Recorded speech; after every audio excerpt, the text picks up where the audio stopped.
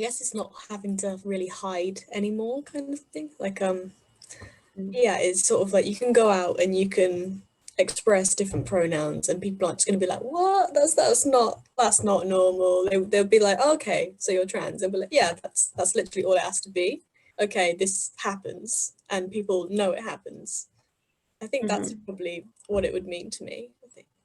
Just being able to present how you want to present and not like feeling confined to full masculinity or full femininity, and like not feeling like judged when you go out and you are looking more androgynous and like you don't get asked questions when you're out.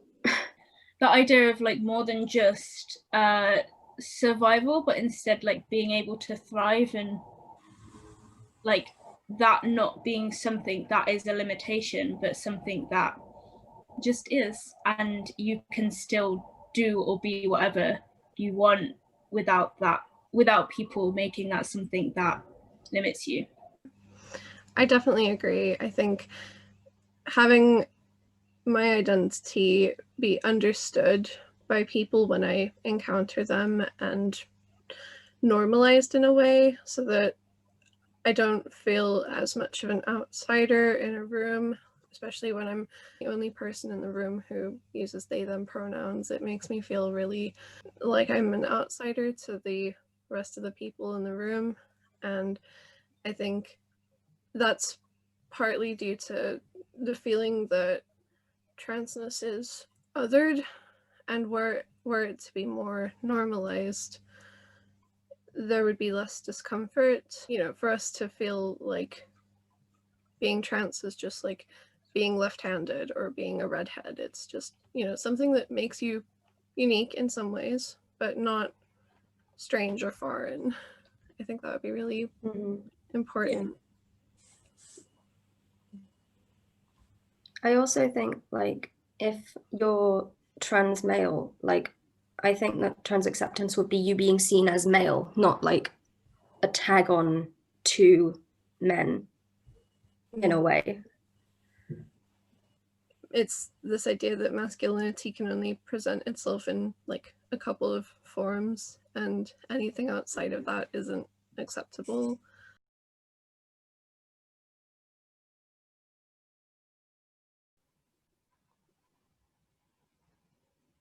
I think it's probably less of a goal now that I've started the transition.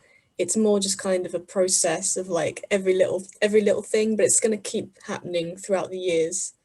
And it's just like when I first started tea 2 weeks ago, um I felt it then, even though I wasn't fully there yet. It was like, okay, oh my gosh, I've started now. And that was quite euphoric because I was like, all right, well, whatever's gonna happen, it's begun, basically. I think it's like good sometimes to almost focus on the small things that give euphoria, instead of like just the big things. Because obviously the big things are important, but even like, and sometimes it can be like the most unexpected things, like just like a song or a particular accessory or something. But it's really good to know what just makes you feel like you.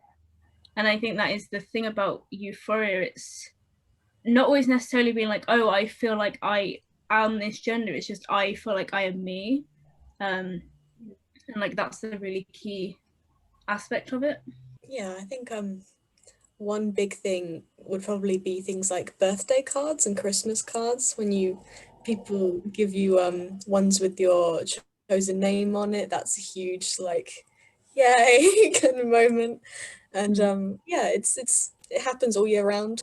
I feel that. I mean, it's sometimes it can be just as small as like in a lecture the other day, one of the staff members was reading out a question that I had submitted.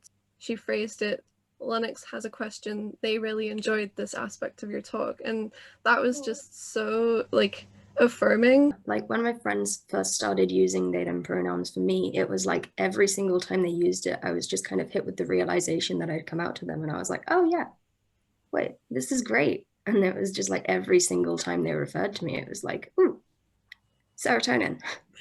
I think it's good to, you know, remember these sorts of things. And I think for cis people as well to realize that what may seem really small to them, something as small as using someone's chosen name or pronouns, can be really big.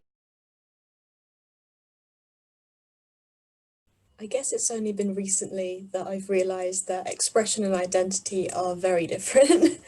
Like, it's basically kind of like saying, okay, well, I identify as this because this is what makes me comfortable, like being who I want to be. But the way I express can be multiple different things. It can be different every day. Like, if I want to dress more feminine someday, it doesn't make me any less of a guy. I think gender expression is really understanding that clothes don't have gender. So like just dress how you want to, and how dress how it makes you comfortable. And like it doesn't really matter whether you're like a guy wearing a dress or a girl wearing like a tuxedo. Like it really doesn't matter as long as you feel comfortable and confident in yourself. I think it's really important for people to understand that your identity and your expression are different, and that's absolutely something that isn't talked about enough. Yeah, I think something that's often, I mean, I know that like when I was younger, it's something that I struggle with a lot. Like people will gender literally anything that they can gender, and like even down to like interests, like particular music, particular films, like stuff like that. And I think like there was a point where I was just like, why am I trying to like things that I'm not interested in just because people gender them as like feminine interests? And it's just like things. I think just taking those things back and going, no, I'm getting rid of your labels, I'm swiping them away, it's a good point to reach. It seems sometimes that trans people are almost policed more on those things when it comes to non-traditional interests. Like if a man was interested in some particular non-masculine activity, they might not bat an eye. But if a like a guy who happened to be trans did it, then they'd say, but that's not very manly of you, in a way that's just unnecessarily judgmental. Yeah. Yes, there is a much higher standard. There's like a expectation for trans men to reach like hyper masculinity. Some people just don't want that. Yeah, it's like there's this attempt to catch someone out that they're not really trans or something. I do feel like there's quite a bit of guilt around that as well. Like, oh, I wore a dress once. What if I'm not trans after all? Quite a lot based on just things we might have been taught growing up. Things like if a boy ever came to school in a skirt, he'd be sent home, like go change your uniform, come back when you're in trousers, that kind of thing.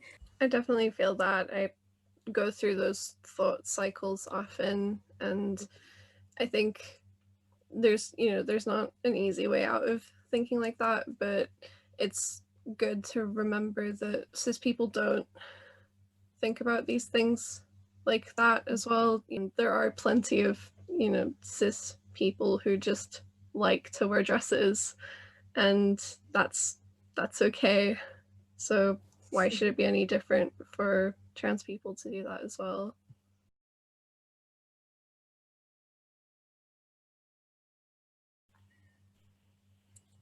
I think it can function as two things. I think it can be like, for cis people, it can be like making them aware of these struggles and making them aware that this like is an issue and it's a prevalent issue and something that does need to be changed. And for like trans people, it's a way to like honor those people and to have a day of like, obviously it's a heavy day and it can be a difficult day to get through, but a day where you can kind of reflect on like your community and the community you're in, whether it's those people that you're directly linked to in the trans community or just the trans community as a whole, and